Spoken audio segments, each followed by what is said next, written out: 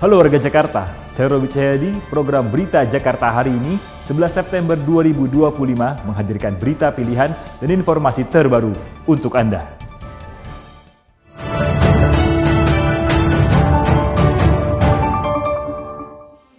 Warga Jakarta, sebelum kita ke berita utama Berita Jakarta hari ini, dari meja redaksi telah kami siapkan 3 berita pilihan dari website beritajakarta.id berikut ini. Informasi pertama, pemerintah Provinsi DKI Jakarta menegaskan belum ada rencana kenaikan tarif parkir. Hingga saat ini, Pemprov DKI Jakarta masih melakukan kajian terkait perluasan sistem parkir non-tunai. Masyarakat diimbau untuk selalu melakukan cross-check informasi dari kanal-kanal resmi Pemprov DKI Jakarta terkait peraturan ataupun kebijakan yang diberlakukan. Selanjutnya ada informasi dari Suku Dinas Ketahanan Pangan, Kelautan dan Pertanian atau KPKP Jakarta Timur yang menggelar pelatihan diversifikasi olahan pangan pertanian di Training Center Klender, Jakarta Timur. Program ini merupakan bagian dari upaya penguatan keterampilan dan wirausaha baru sebagai langkah strategis untuk meningkatkan daya saing ekonomi lokal dan menjaga ketahanan pangan masyarakat. Kegiatan yang diikuti 200 peserta dari 10 kecamatan ini diharapkan mendorong kemandirian ekonomi dan meningkatkan kapasitas usaha kecil menengah di Jakarta. Kemudian ada informasi Pulau Tidung di Kepulauan Seribu Selatan resmi dicanangkan sebagai kampung zakat dan wakaf. Program ini berfokus pada pemberdayaan ekonomi warga melalui pengelolaan zakat dan wakaf produktif, serta penguatan peran KUA dan lembaga amil zakat untuk meningkatkan kesejahteraan. Program Kampung Zakat dan Wakaf diharapkan dapat menjadi model pemberdayaan masyarakat pesisir, sekaligus menciptakan lapangan kerja berkelanjutan dan kemandirian ekonomi warga Pulau Tidung. Informasi selengkapnya, warga Jakarta bisa langsung kunjungi website beritajakarta.id, website berita resmi pemerintah Provinsi DKI Jakarta.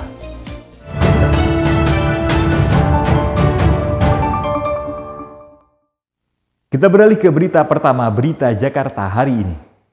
Gubernur DKI Jakarta Pramono Anung menilai banyak anak muda di Jakarta takut menikah karena harga rumah yang semakin mahal. Untuk itu, pemerintah Provinsi DKI Jakarta akan mengoptimalkan kerjasama dengan pemerintah pusat agar bisa memberikan berbagai kemudahan fasilitas kredit rumah bagi warganya. Gubernur DKI Jakarta Pramono Anung menyampaikan hal ini saat sosialisasi kredit program perumahan atau KPP bersama Kementerian Perumahan dan Kawasan Permukiman di Balai Kota DKI Jakarta. Persoalan utama di Jakarta ini banyak sekali anak-anak muda yang mau menikah tidak berani karena persoalannya adalah perumahan. Jadi kalau kredit ini bisa diperoleh oleh masyarakat, apakah itu developernya ataukah pemakainya, saya yakin ini akan memberikan manfaat yang cukup besar bagi masyarakat yang ada di Jakarta. Menurut Pramono, Pemprov DKI Jakarta telah memiliki rencana untuk membangun 19.800 unit hunian baru. Warga Jakarta bisa memanfaatkan kredit program perumahan untuk bisa mendapatkan hunian yang layak. Saat ini Pemprov DKI Jakarta juga mempermudah masyarakat memperoleh informasi perumahan serta mendaftar untuk mendapatkan unit hunian melalui aplikasi Sirukim. Pramono berharap kerjasama dengan pemerintah pusat, khususnya Kementerian Perumahan dapat dioptimalkan agar lebih banyak warga Jakarta yang memiliki hunian layak. Tim Berita Jakarta melaporkan. Berita selanjutnya, pemerintah Provinsi DKI Jakarta berkomitmen untuk mengentaskan kasus stunting. Program-program strategis seperti pemenuhan gizi anak dan ibu hamil akan dioptimalkan. Wakil Gubernur DKI Jakarta Rano Karno mengungkapkan strategi pemerintah Provinsi DKI Jakarta dalam penanganan stunting di rapat paripurna DPRD DKI Jakarta. Menurut Rano, Pemprov DKI Jakarta mengintensifkan upaya penanganan stunting melalui program pemberian makanan tambahan atau PMT. Tidak hanya untuk balita stunting, PMT juga diberikan untuk anak dengan masalah gizi dan ibu hamil, terutama yang mengalami kurang energi kronis atau KEK. Eksekutif melakukan penanganan stunting melalui pemberian makanan tambahan atau PMT, pemulihan bagi balita stunting, dan yang bermasalah gizi lainnya. Serta untuk itu, ibu hamil, terutama ibu hamil kurang energi kronik atau disebut KEK, pendistribusian makanan tambahan dilakukan berdasarkan data by name by address.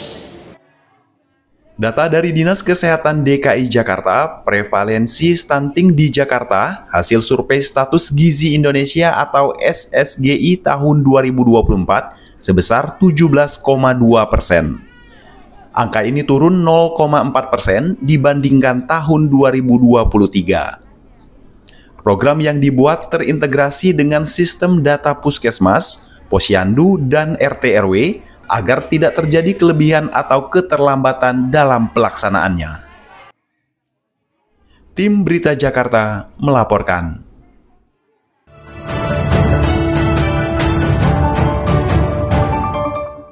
Kita masuk segmen Info Jakarta.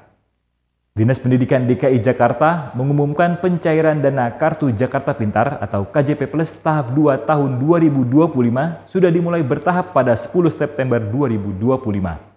Bantuan ini diperuntukkan bagi dana bulan Juli dengan total penerima lebih dari 707.000 peserta didik. Pencairan dapat dilakukan setelah pembukaan rekening dan penerbitan buku tabungan dan ATM dari Bank Jakarta selesai dilakukan. Informasi lebih lanjut terkait pencairan dana KJP Plus, warga Jakarta bisa langsung kunjungi media sosial Instagram @disdikdki dan @upt.p4op. Berikut informasinya.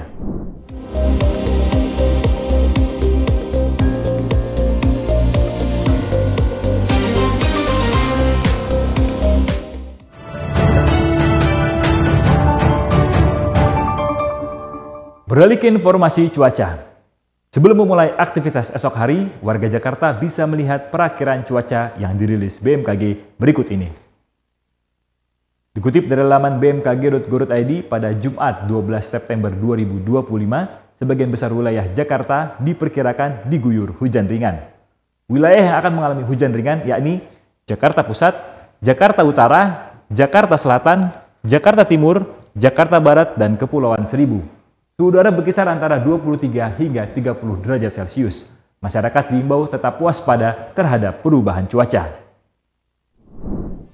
Demikian program Berita Jakarta hari ini. Saya Robi Cahyadi dan tim redaksi yang bertugas undur diri.